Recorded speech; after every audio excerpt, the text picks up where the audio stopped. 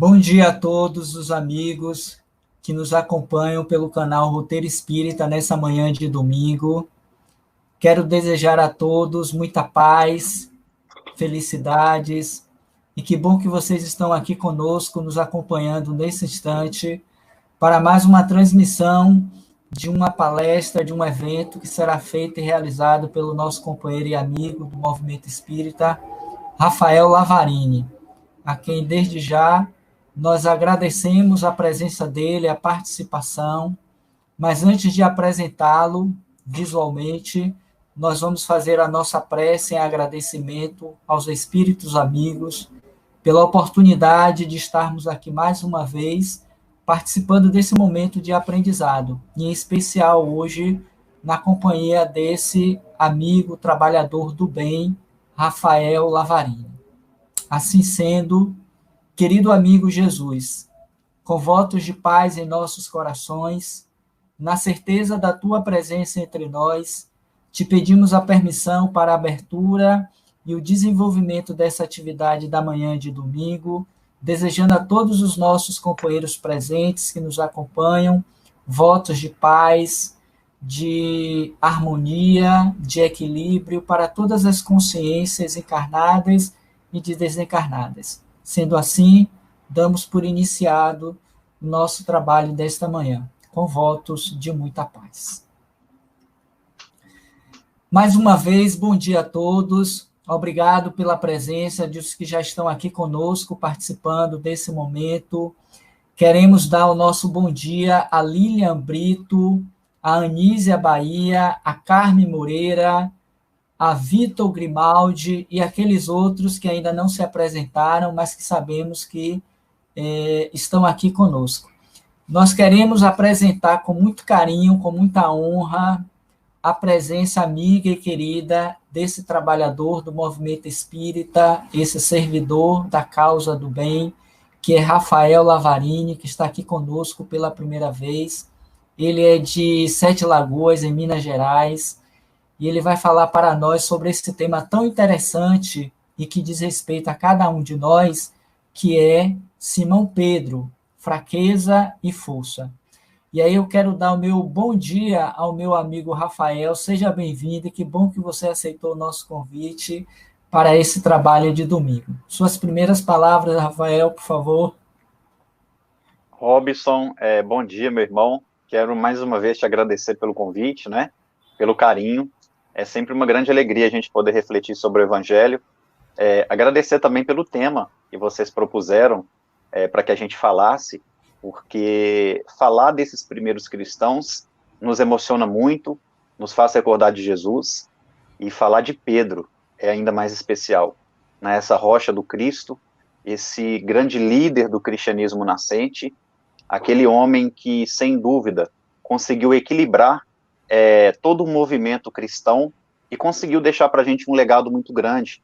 E vamos tentar comentar um pouco sobre esse legado de Pedro, falar sobre as suas fraquezas, falar sobre a fortaleza da fé que ele foi construindo ao longo da vida. Então, não tem outro sentimento a não ser agradecê-los com muito carinho mesmo, agradecer a espiritualidade e nos permitir fazer uma reflexão do Evangelho e um tema tão especial como esse.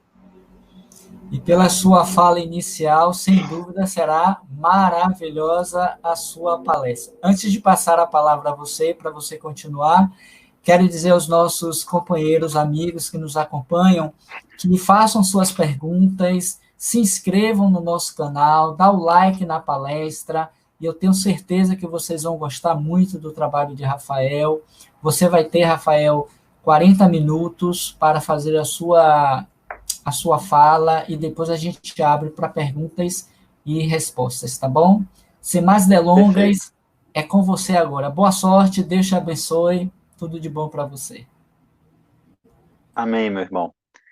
Bom, pessoal, mais uma vez eu quero agradecê-los, né? Agradecer os amigos do Roteiro Espírita por ter nos confiado a palavra nessa manhã de domingo e agradecer a cada um de vocês, em especial, porque estão abrindo as portas do coração, a porta dos vossos lares, nesse período em que a gente está mais dentro de casa, dentro de nós mesmos, para poder falarmos do Evangelho. Normalmente, alguns amigos que se aproximavam de Chico Xavier, perguntando a ele como nós costumamos perguntar aos nossos amigos, aos nossos irmãos, costumeiramente. E aí, Chico, como vai? Qual que é a novidade? E é normal a gente fazer esse tipo de pergunta, né, meus irmãos? Quando a gente reencontra ou encontramos alguém muito querido. Como que você está? Qual é a novidade? A gente sempre pergunta se tem novas. E é engraçado que o Chico costumava sempre responder que a novidade é o Evangelho. Vejam que lindo isso. A novidade é o Evangelho. O mesmo Chico Xavier nos afirma que Espiritismo é Jesus de novo no coração do povo. E que não há, na história da humanidade, nenhum personagem que substitui Jesus em nossos corações. Então a gente começa a perceber que o que de fato nós precisamos resgatar, o que precisamos meditar nessa quarentena, e a novidade que a gente precisa trazer para os nossos trabalhos espíritas, para os nossos trabalhos espirituais, pós-pandemia, é o Evangelho. O que nós precisamos fazer é o que a gente não tem dado conta em 2000 anos, trazer o Cristo como essência para as nossas vidas. E a gente vai falar hoje de um grande seguidor de Jesus. Um homem que conseguiu dar o testemunho de cristão. Um homem que foi o equilíbrio de um movimento religioso que se iniciava. Mas o mais lindo, um homem que era pai, um homem que era esposo, um homem que era filho, um homem que era genro, e nem por isso deixou de cumprir o seu papel diante do Cristo. Nem por isso deixou de cumprir o seu papel diante da família. E a gente vai perceber que Simão Pedro não foi um espírito evoluído, um anjo de Deus, que Jesus escolheu a dedo para fazer parte do apostolado evangélico do Cristo. Não foi um espírito muito iluminado, como temos, por exemplo, João Batista, que tinha um grau de evolução diferenciado, Maria de Nazaré, Estevão, Isabel, mãe de João, porque, segundo o relato do próprio Chico Xavier, houveram 4 espíritos com uma envergadura espiritual acima da média, que vieram juntamente ao Cristo para contribuir. E foram esses 4 citados por mim: Isabel, João Batista, Maria e Estevão. Todos os outros tinham seus dons. Todos os outros tinham suas particularidades, como nós temos. Como Paulo afirma, é dado uma diversidade de dons, mas o corpo é o mesmo. O corpo do Cristo. O objetivo é sempre trazer a mensagem de Deus aos nossos irmãos, cada um utilizando-se dos seus dons, vencendo as próprias fraquezas. E é por isso que encontramos no Livro dos Espíritos a espiritualidade que trabalhava sob a tutela do Espírito de Verdade, nos informando que nós somos criados simples e ignorantes, mas chegaremos a ser espíritos de luz.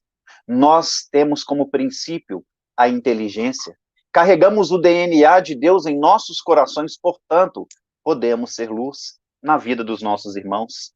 O próprio Jesus vem nos afirmar: vocês estão admirados com as obras que tenho feito?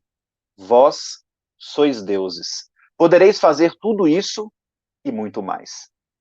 Portanto, meus irmãos, homens como Pedro, Paulo, João, Maria de Madalena, Gamaliel, Barnabé, foram personagens históricos pelo esforço. E é por isso que Kardec afirma, no Evangelho segundo o Espiritismo, que o verdadeiro espírita não é aquele que vira santo do dia para a noite, porque a natureza não dá saltos.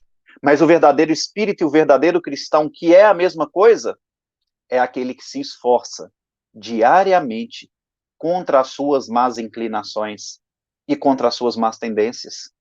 Personagens estes que fazem parte da história do cristianismo primitivo e que ainda hoje iluminam as nossas vidas, muitas vezes se avultam, se agigantam diante dos nossos olhos pelo simples fato de terem negado a si mesmo, de terem levantado-se das lutas humanas, pegado a cruz de cada um e seguido Jesus com perseverança e fidelidade até os últimos dias de vida. Então, talvez o que diferencia é a fidelidade, é a persistência a uma causa. E a gente vai entender o quanto que Pedro foi persistente com ele mesmo. O Evangelho de João vem nos relatar um dos primeiros discursos de Jesus nas portas do grande templo em Jerusalém. E naquele grande discurso, Jesus falava sobre o pão da vida. O discurso do pão da vida. Imaginem, meus amigos, o que deveria ter sido aqueles que ouviram a voz de Jesus. Imagina o que deve ter sido ter cruzado o caminho e cruzado o olhar com o mestre Nazareno. Imaginem o magnetismo daquele homem, de uma aparência simplória, fazendo-se cumprir o que existia nas profecias, em especial na profecia de Isaías. Aos olhos do mundo não terá beleza nem formosura, homem de dores, experimentado nos trabalhos. Como uma ovelha será levado em meio a lobos, padecerá entre criminosos, mas trará esperança para a humanidade inteira. Profecias como essa nos falam do aspecto exterior, material de Jesus, que não atrairia as pessoas, que não encheria os olhos daqueles que o vissem, mas ele trazia uma essência espiritual de quem criou o próprio planeta. Conforme o próprio João também registra em seu evangelho, antes que o mundo existisse, ele já era. Antes que o planeta Terra existisse, ele já era um espírito puro. O Verbo se fez carne.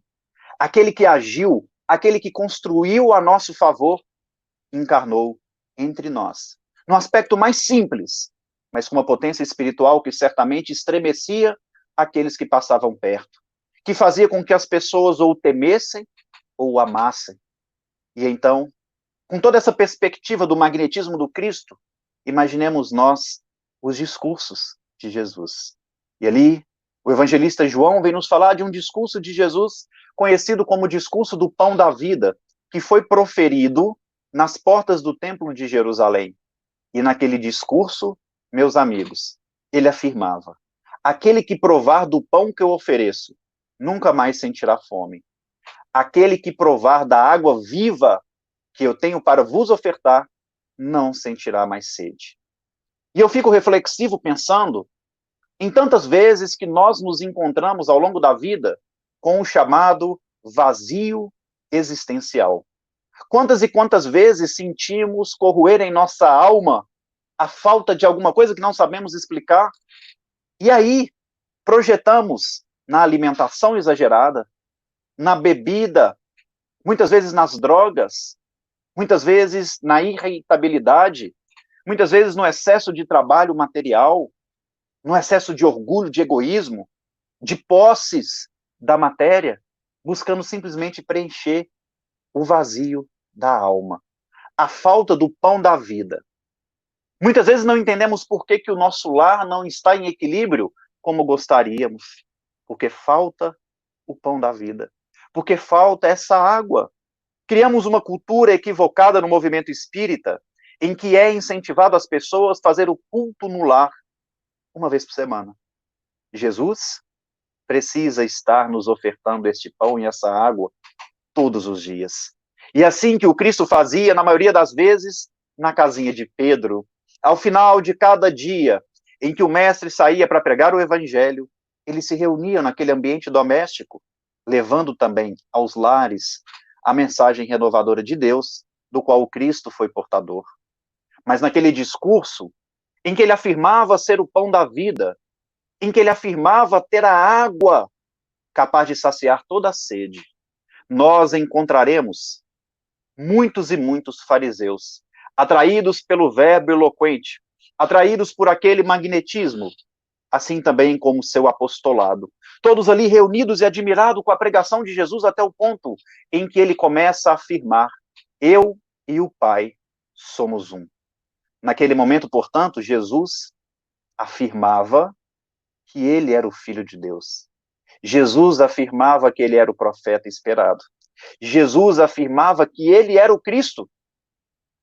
Até então, um discurso que chamava a atenção.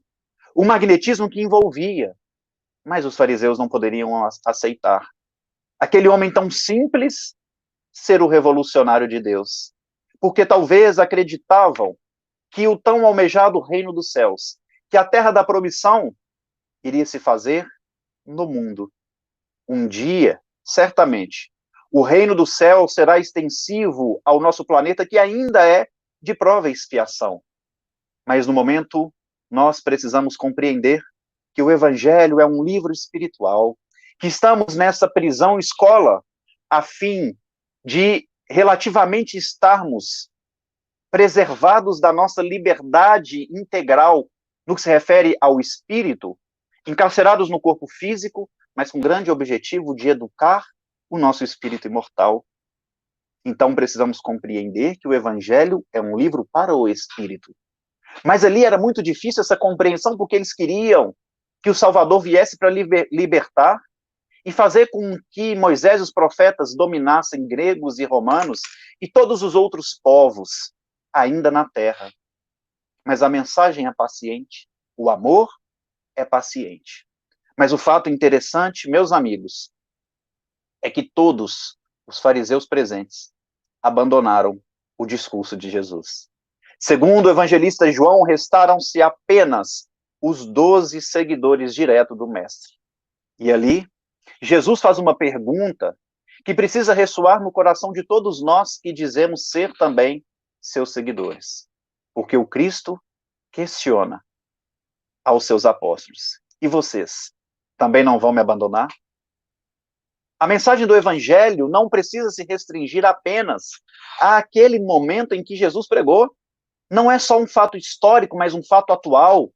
Todos esses ensinos, perguntas, falas afirmativas do Cristo precisam fazer morada em nossos corações. No momento em que a humanidade tem abandonado Jesus, no momento em que as próprias casas espíritas não falam do Cristo, falam de si próprios, falam de teorias novas, de ciências, mas esquecem do essencial, que é o amor encarnado, que é o Filho de Deus, que veio trazer a exemplificação perfeita a todos nós, a fim de aprendermos uns com os outros. E ali Jesus faz essa pergunta aos seus apóstolos, a nós que buscamos ser também discípulos do Mestre.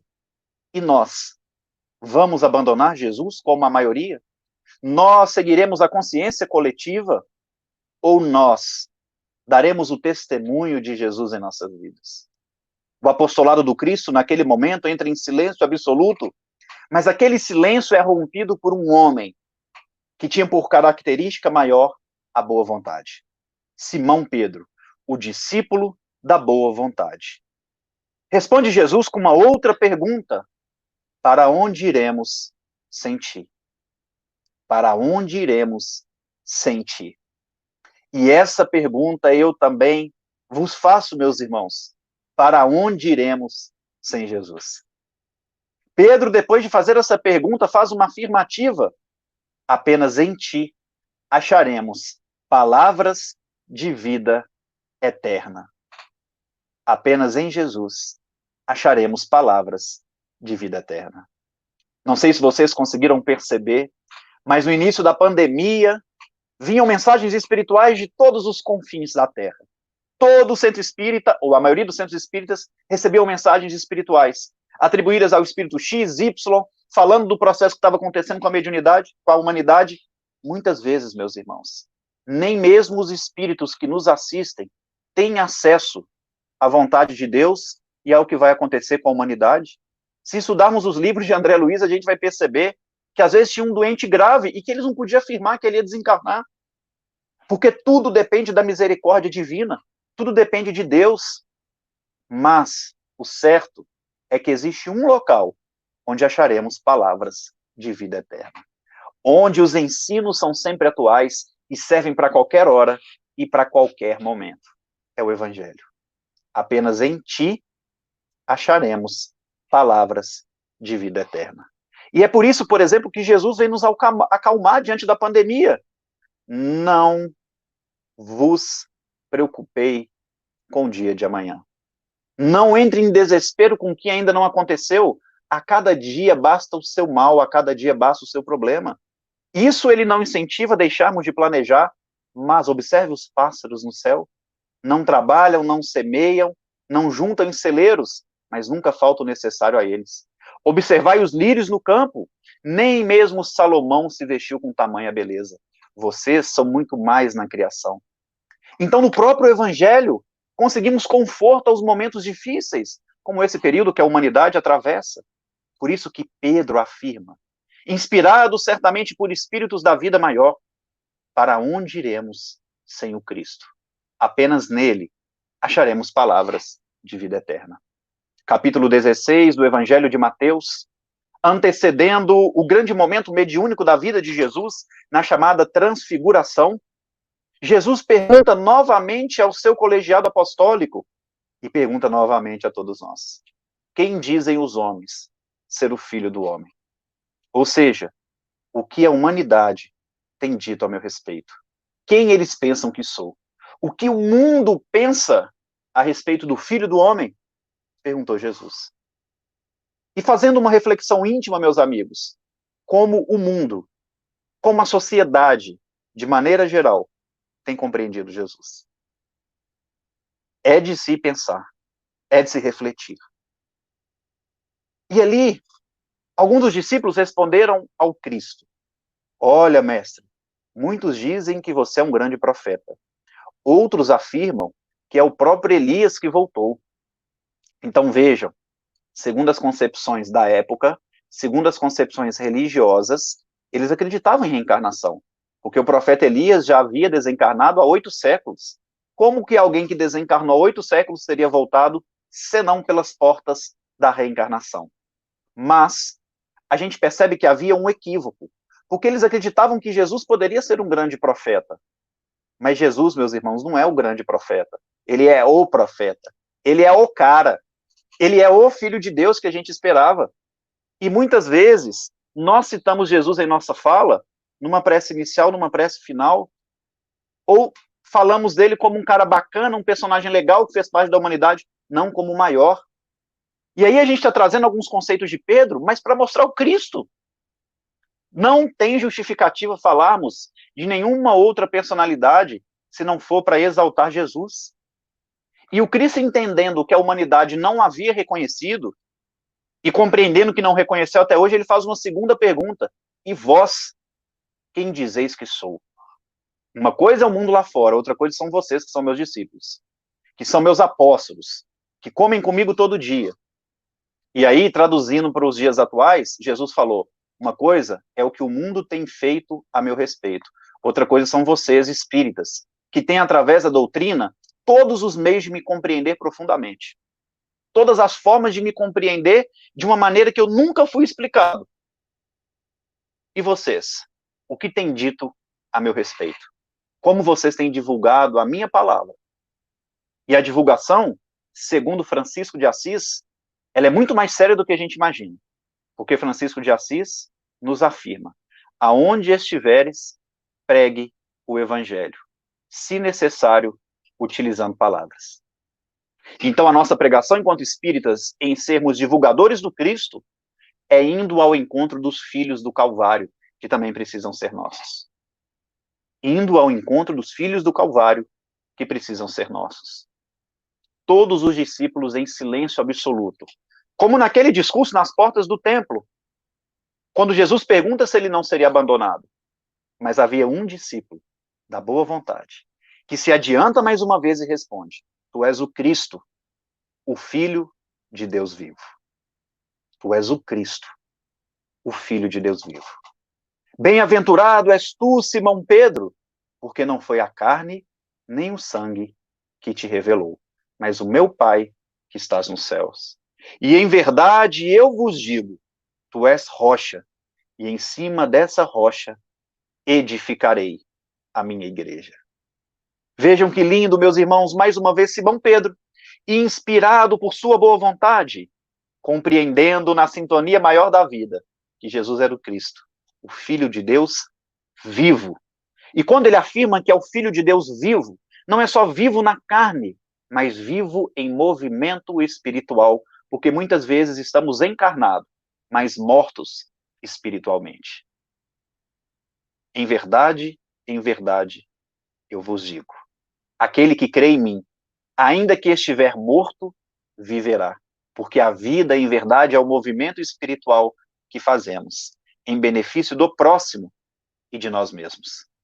Mas um fato interessante nos chama a atenção, que logo após essa afirmação de Jesus de que Pedro estava inspirado por Deus, que não era o corpo que estava revelando aquilo, mas Pedro era o intermediário da sabedoria divina, afirmando que Jesus era o Cristo, o Filho de Deus vivo. Depois de Jesus profetizar em relação a Pedro, que ele seria a rocha, ou seja, o alicerce, a base da igreja, a base do movimento religioso pós-crucificação, Jesus começa a falar do seu padecimento. Começa a falar que certamente ele morreria de forma prematura, que seria perseguido. Pedro, apresentando boa vontade, mas ainda sem achar o ponto de equilíbrio da vida, sem entender que a mensagem do amor era uma mensagem do amor imortal, que Jesus não queria fazer uma revolução na Terra, mas fazer com que na Terra trazêssemos uma mensagem espiritual, entendendo que essa mensagem era muito maior. Mas Pedro, naquele momento, demonstrando boa vontade, mas sem equilíbrio, afirma: Senhor, eu não vou permitir que nada disso aconteça contigo, pois por ti sou capaz de dar minha própria vida. Jesus, naquele momento, num aparente bem que Pedro fazia ao Cristo, tentando proteger, afirma a ele: afaste-se de mim, espírito de Satanás. Vejam só, em poucos minutos, Pedro foi instrumento da espiritualidade superior e de espíritos ainda na ignorância, sem compreender a essência da mensagem do Evangelho. Mostrando o que até Simão Pedro passou por quedas e ascensões. No momento em que Jesus, segundo o Evangelho de Mateus, no capítulo 14, aparece andando sobre as águas, o que para muitos de nós é apenas um fenômeno mediúnico, nós encontraremos os discípulos na embarcação, que podemos fazer uma analogia com a nossa vida, em aflição porque havia ventos contrários, e aquele vento contrário poderia fazer com que eles afundassem, que eles naufragassem. Mas para compreendermos a mensagem espiritual dessa passagem, devemos compreender que a própria palavra água significa vida material, vida da matéria. Então eles estavam correndo o risco de afundar aonde? Na água. Ou seja, o vento contrário, sendo as adversidades da vida, muitas vezes nos fazem afundar nas convenções do mundo. Jesus aparece andando sobre as águas, acima das convenções mundanas, acima das questões da matéria, portanto, em condição de ajudar espiritualmente aqueles que encontravam-se aflitos e sem saber para onde ir diante do vento da adversidade. E é assim que o Cristo se manifesta em nossas vidas diante da dor e do problema. E ali Jesus, andando sobre as águas, disse aos seus discípulos: fiquem tranquilos, sou eu. E segundo o evangelista Mateus, os discípulos acreditavam ser um fantasma. E às vezes, nós entendemos a dor, o sofrimento, como a manifestação de espíritos inferiores em nossa vida. E muitas vezes é o convite de Jesus para seguirmos ele. E ali, então, o discípulo da boa vontade, enquanto todos os outros mantiveram-se na zona de conforto, se adiantou e falou: se é você que está aí, mestre, faça com que eu também ande sobre as águas. Ou seja, se é Jesus que está se manifestando em minha vida, que um tratamento espiritual resolva o meu problema. Que eu vá tomar um passe e que acabe as minhas dificuldades. Que o Robson coloque lá o meu nome no roteiro de luz e que isso vai acabar, porque é Jesus que está chegando, então ele vai resolver meu problema. E Jesus então fala com Pedro apenas uma palavra: vem. Eu estou aqui. Cadê a sua fé? Eu estou esperando por ti, mas você precisa movimentar. Você precisa vir até mim. E aí Mateus vem falar que Jesus vai, aliás, que Pedro vai até Jesus e que Pedro também anda sobre as águas. Ou seja, quando nós queremos, nós podemos estar acima das questões materiais. Nós conseguimos estar acima das convenções mundanas. E aí é interessante que Pedro, andando sobre as águas, Mateus narra que vem outro vento contrário. E às vezes é isso, meus irmãos. A gente começa a caminhar para Jesus e a vida nos apresenta mais adversidades. Sabe o que aconteceu com Pedro? Ele afunda. Como nós muitas vezes caímos, quedas e ascensões, até degrau a degrau e ascendendo na escada de Jacó, que é a escada na nossa evolução espiritual. E ali, naquele instante, Pedro tem uma atitude linda. Ele não só foi o único discípulo que saiu da zona de conforto da embarcação e tentou caminhar ao encontro de Jesus, como quando ele cai, ele levanta os braços e fala: Senhor, me ajude. Humildade de pedir ajuda nos momentos de dificuldade. Às vezes vamos precisar de recorrer a um amigo e pedir que ele contribua conosco, que ele nos ouça, que ele faça em nós um passe espiritual, que ele coloque o nosso nome no caderno de oração, que ele nos oriente. E sabe o que Jesus faz? Quando Pedro levanta a mão, Pedro faz o movimento, né? Levanta a mão e fala, Senhor, me ajude. Jesus aproxima-se de Pedro. Aí Jesus vai ao encontro dele, segura na mão de Pedro, coloca ele na embarcação e acalma a tempestade e acalma os ventos. E essa é a tônica da vida. Jesus, na véspera da crucificação, ainda tem uma outra profecia sendo cumprida, porque Pedro prometeu, por ti te darei a minha própria vida. Mas no momento em que foi perguntado se seguia Jesus, ele negou por 3 vezes. O número 3, segundo as tradições judaicas, nos fala de convicção, de maturidade espiritual, de fechamento de ciclo. Jesus aparece depois ressuscitado de 3 dias. Paulo fica 3 anos no deserto. E muitos outros exemplos que nós temos nos escritos sagrados. E quando afirma-se que Pedro negou Jesus por 3 vezes, quando Jesus profetiza que Pedro negaria por 3 vezes, você vai me negar com convicção. Você vai me negar com certeza. Mas o processo é esse. Porque muitas vezes, ao longo do dia a dia, a gente tem negado Jesus com convicção. Mas depois da crucificação, quando Cristo aparece em espírito e demonstra que o seu evangelho é uma mensagem espiritual, os discípulos tomaram uma postura linda. E é esse o convite que o Espiritismo faz. De demonstrar para a gente que o evangelho de Jesus é a força do amor que triunfa a própria morte. Portanto, nós temos obrigação de sermos melhores a cada dia. Temos a obrigação não de nos transformarmos em anjos, em santos, de um dia para o outro, mas de nos esforçar todos os dias para fazer como Pedro fez. Inaugurou na terra um local chamado Casa do Caminho, o primeiro templo da história da humanidade que se preocupou com os mais aflitos. A turba imensa que adentrava aquela casa era caracterizada por velhinhos desamparados, viúvas que não tinham sustento para os filhos, órfãos, leprosos, criminosos, viciados, prostitutas, e que ali tinham na figura de Pedro a figura de um verdadeiro pai espiritual, que ali recebiam não apenas o acolhimento para suas dores, mas eram suprido a fome, eram curados feridas, eram oferecidos um leito simples, mas asseado, e acima de tudo o evangelho era pregado àquelas pessoas que tinham ainda a oportunidade de receberem um curso profissionalizante e caminhar com as próprias pernas. Então, um trabalho social fantástico que Pedro fazia como um continuador da obra do Cristo. Um fato interessante é que no início da fundação da Casa do Caminho, onde um carroceiro vindo de Jope traz 2 enfermos em fase terminal de uma peste que já havia matado milhares de pessoas, uma pandemia que havia assolado a região de Cesareia. E ali Tiago e Pedro recebem-os na porta, e Tiago afirma, a casa está superlotada. Infelizmente não podemos receber esses irmãos. E então Pedro, sabendo das dificuldades que encontravam, sabendo da superlotação, ainda assim afirma, eles vão ficar, porque o Cristo, a quem sirvo, nos recomendou que acolhêssemos todos os filhos que se encontram no sofrimento. Jesus, a quem nós servimos, também nos recomendou que acolhêssemos todos os filhos que se encontram no sofrimento. A título de curiosidade, um daqueles enfermos, chamado Gesiel, passou a ser conhecido e consagrado por toda a história do cristianismo como Estevão, o grande mártir do cristianismo. O guia espiritual de Paulo, que tanto contribuiu ao lado de Pedro com o movimento do cristianismo nascente. Demonstrando para a gente, meus irmãos, que o nosso papel é acolher, que o nosso papel é orientar, que o nosso papel é encaminhar os filhos do Calvário que precisam também ser nossos filhos.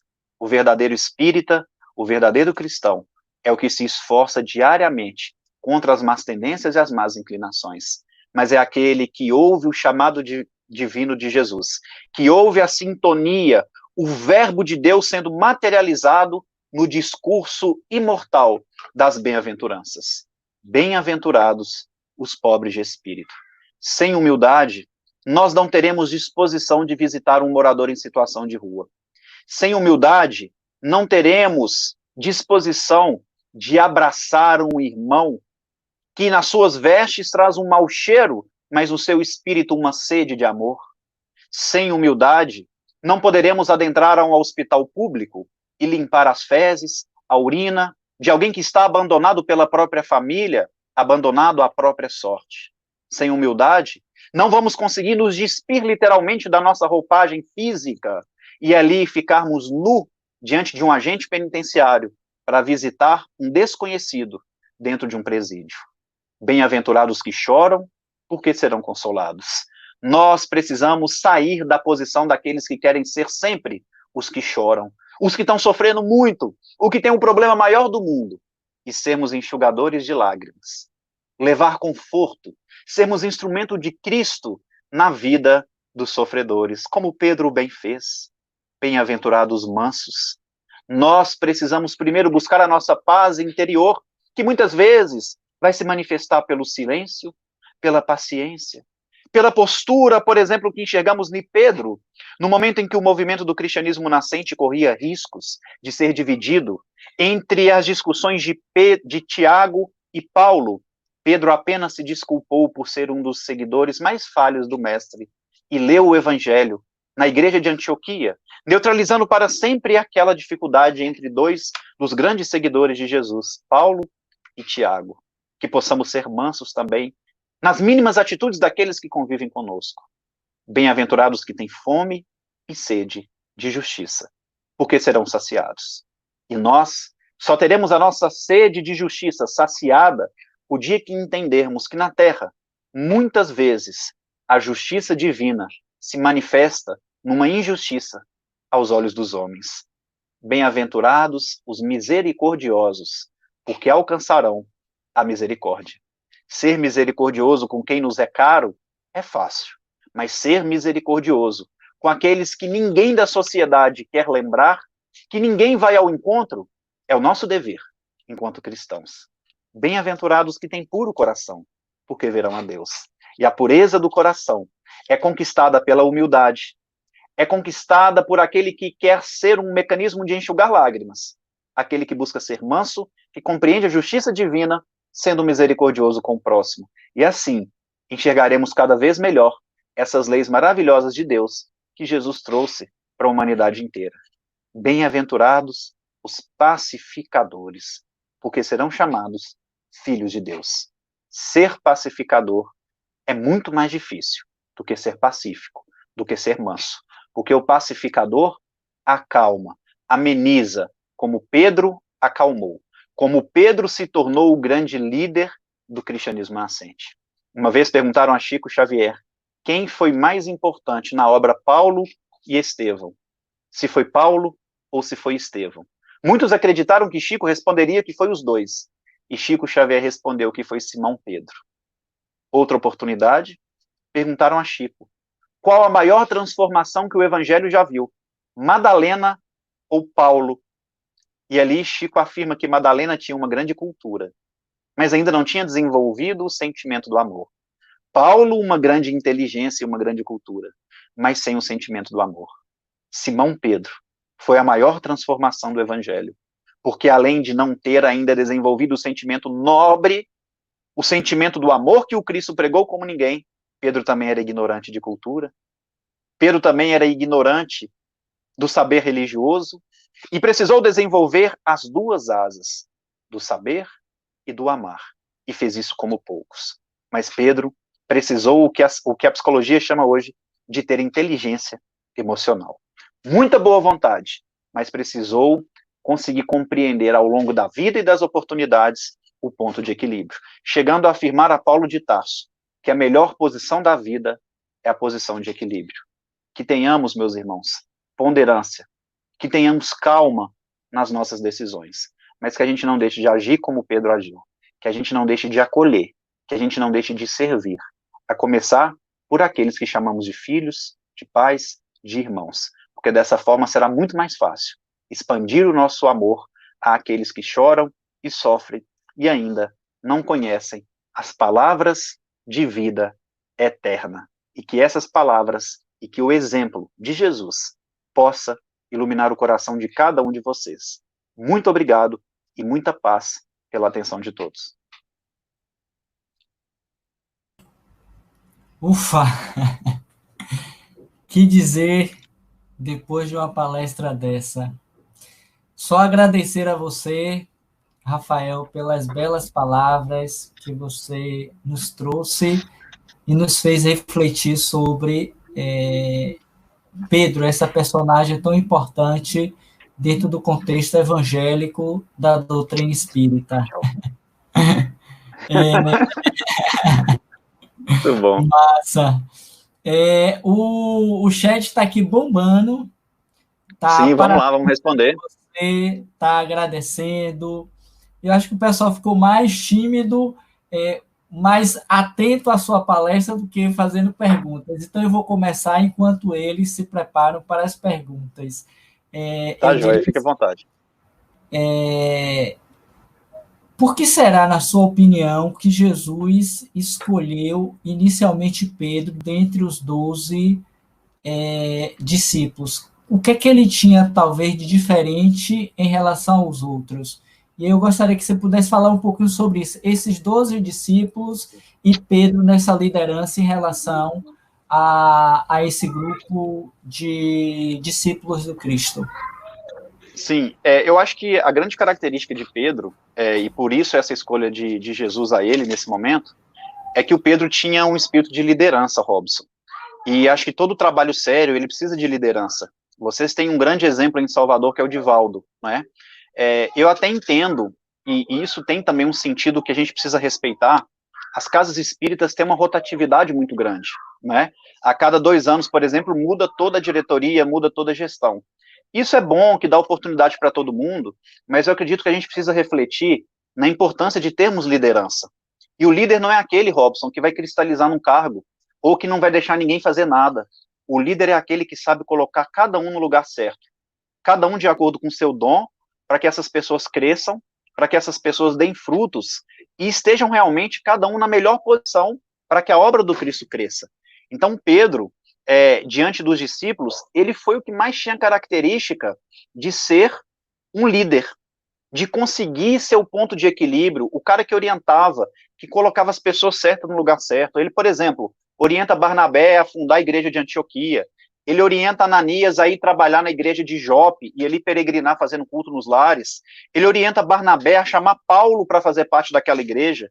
Ele orienta os discípulos nas chamadas viagens missionárias. Quando eles recebiam mensagens espirituais, eles levavam para Pedro falar se era verdade ou não.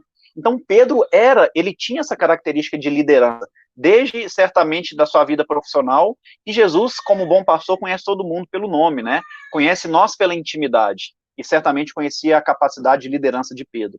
E se a gente for observar, toda grande obra social sempre teve um líder há 20, 30, 40 anos. E não é um líder centralizador, porque o centralizador não é líder, não é? É aquele que sabe colocar cada um no seu lugar, não é? Para extrair o melhor de cada um desses irmãos. Então é até uma reflexão que a gente precisa fazer enquanto movimento espírita. E olha, não só a Casa do Caminho tinha Pedro como líder, e Pedro como líder de todo o movimento, mas cada igreja fundada a gente tinha um líder. Em Antioquia, por muito tempo, foi Barnabé, depois veio Inácio de Antioquia, que foi o líder daquela igreja. Nós temos, por exemplo, na igreja de Filipos, uma mulher como líder, a Lídia. A gente tem, por exemplo, na região Icônio, Derbe e Listra, um adolescente como líder, que era Timóteo.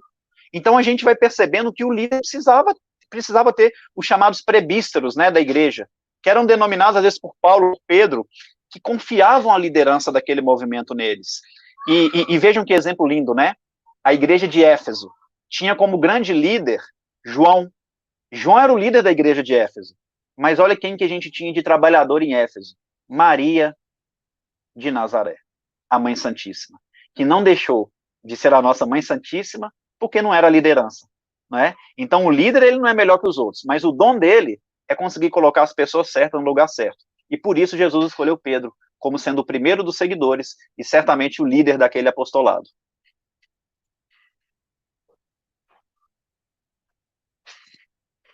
Desculpa, eu não estou ouvindo o áudio, Robson. Acho que você está com o áudio cortado. Eu acho que você está com o áudio fechado.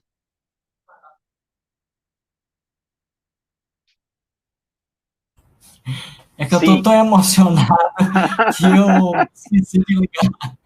Eu estava dizendo que eu achei muito interessante essa sua colocação com relação às lideranças na casa espírita, porque nós vimos isso de alguma sorte. A casa que tem um líder, aquela pessoa que tem uma continuidade maior em relação às mudanças estatutárias de cargos, né, de presidente, tende a se consolidar mais, ainda que muitos não aceitem, resolvam construir as suas próprias instituições espíritas, porque muitos não concordam, né?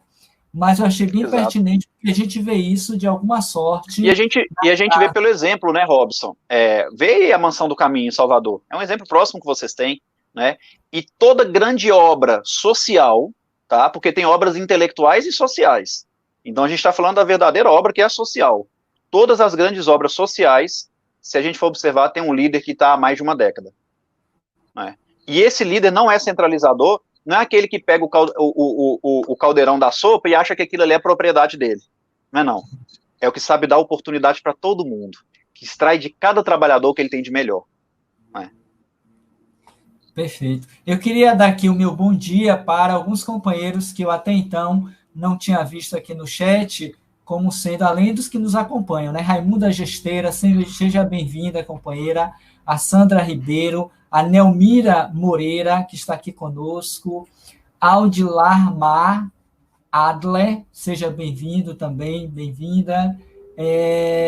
Magnólia, Beata e todos os que estão aqui nos acompanhando. Mas eu gostaria, antes da gente encerrar, porque eu sei que você está bem cansado, para quem não sabe, vou fazer um mexerico aqui, viu, Rafael? Rafael, ele veio de Mato Grosso do Sul para Minas Gerais, viajou a noite toda, parte dessa manhã, para estar aqui conosco 10 horas. E aí a gente vê a importância do compromisso e do trabalho do companheiro. Então, para não cansar muito você, eu queria fazer mais uma pergunta com relação a essas duas figuras que parece que são é, opostas, que é Pedro e que é João Evangelista. Como é que você poderia discorrer um pouquinho sobre essas duas personalidades? Bom, Pedro, ele era um discípulo muito movido pela emoção, ele era uma grande liderança, né?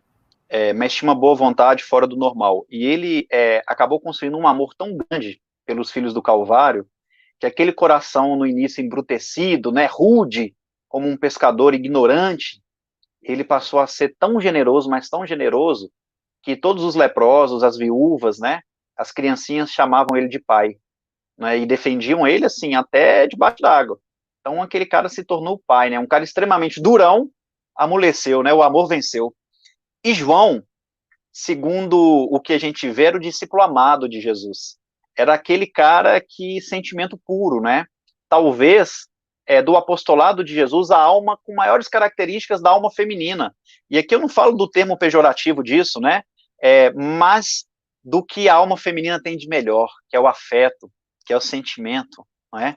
E João talvez tenha sido o discípulo com com maior entendimento sobre a mensagem da imortalidade. Antes que Jesus aparecesse para eles na ressurreição, João foi o único discípulo que compreendeu profundamente a mensagem espiritual. João, apesar desse jeito doce, era o que mais trabalhou pela ciência. Enquanto Pedro tinha característica da religião, Tiago, filho de Alfeu, que morreu prematuramente também, foi o primeiro dos 12 a ser martirizado, apedrejado, né? Nos primeiros anos de perseguição de Saulo, Tiago era a filosofia e a gente tinha em João a ciência da espiritualidade. João dos discípulos era o que tinha a mediunidade mais aflorada, o que mais via as questões espirituais, o que tinha maior ostensividade nos dons mediúnicos e o que mais compreendeu. Tendo em vista, se a gente estudar o evangelho de João, a gente vê que João escreve assim, é o evangelho mais espiritual. O tempo inteiro ele percebe que Jesus era médium de Deus, o tempo inteiro ele fala das comunicações, ele fala de reencarnação como poucos, ele que descreve o encontro de Jesus com Nicodemos, e ali ele tem essa característica linda, né, da mediunidade. E João também foi um grande líder, principalmente na região da Ásia, nas igrejas da Ásia, né? E ele e Pedro se complementavam, né? Talvez ali, ao lado de Tiago, as grandes bases, né, daquele movimento que nascera. Então, desculpa, eu falei Tiago, filho de Alfeu, o primeiro que morreu foi o filho de Zebedeu. O filho de Alfeu continuou vivo, que era aquele que, muito voltado ao judaísmo, que Paulo ali teve as diferenças, que ficava mais em Jerusalém, que foi de fundamental importância também para o movimento. E é o que a gente estava conversando também off, né, Robson? Quem sabe nas próximas aí a gente não vai trazer cada palestra uma personalidade dessa do evangelho para poder falar um pouco, né? Perfeito. Eu estava pensando sobre isso, só deixa eu segurar antes de confirmar aqui com o pessoal para não dizer o que não devo, mas já que você trouxe a probabilidade de Rafael estar aqui conosco apresentando esses ícones do cristianismo nascente, me parece que é quase uma certeza, até porque ele está trazendo aí a fala dele, então ele já está se comprometendo conosco do roteiro. Mas, Rafael, só para a gente fechar e contemplar uma pergunta aqui do chat, Nelmira diz assim, por favor, comente mais sobre qual seria o sentido das 3 negativas de Pedro no momento da prisão. É aqui a pergunta de Nelmira Silva. E a gente encerra. Sim. Tem óbvio que quando é escrito ali 3 negativas de Pedro, tem obviamente uma simbologia dentro das tradições judaicas com o número 3, como a gente falou ao longo da palestra, porque o número 3 significa um processo de maturação. Então, a gente sempre vê isso, esse número muito na Bíblia, e quando a gente vê, a gente tem que sempre fazer essa relação. Tá falando de um fechamento de ciclo, de maturidade, né? Número 3. E aí, quando a gente vê Pedro negou Jesus por 3 vezes, ele também faz isso 3 vezes, dizendo não sou seguidor. E ali expressa uma fraqueza espiritual de Pedro, mostrando que ainda estava em construção. Ninguém se torna santo do dia para a noite. Ninguém se torna um completista no processo reencarnatório de hoje para amanhã. Mas é tão bonito que a gente vê que ainda que a gente erre, lá na frente a gente tem oportunidade de reajuste, né? Porque quando Jesus reaparece aos discípulos, ele está conversando ali na beirada da praia, em Cafarnaum, ele para o discurso dele, olha para Pedro e fala, Pedro, tu me amas? E Pedro então fala assim, amo. Jesus continuou conversando com os discípulos. Jesus dá uma segunda pausa. Pedro, tu me amas? E Pedro já estremece, né? Amo, Senhor. E aí ele continuou conversando. E na terceira vez, ele ainda é mais firme. Simão Pedro, filho de Jonas. Então ele chama pelo nome inteiro, fala de quem ele é filho ainda, ou seja, traga a sua realidade espiritual. Ele traz Pedro para a sua personalidade. Ele chama Pedro a sua responsabilidade com o evangelho. Tu me ama mais do que os outros? Senhor, tu sabes de tudo. Pedro responde chorando. Amo-te. E Jesus então responde a ele, então apacente as minhas ovelhas. Ou seja, ainda que a gente negue Jesus, ainda que a gente erre, ainda que com convicção a gente abandone o Cristo em muitos momentos da vida, Jesus está sempre nos perguntando de novo, e aí, você me ama? E aí, vamos tentar de novo? Vamos ter mais uma oportunidade?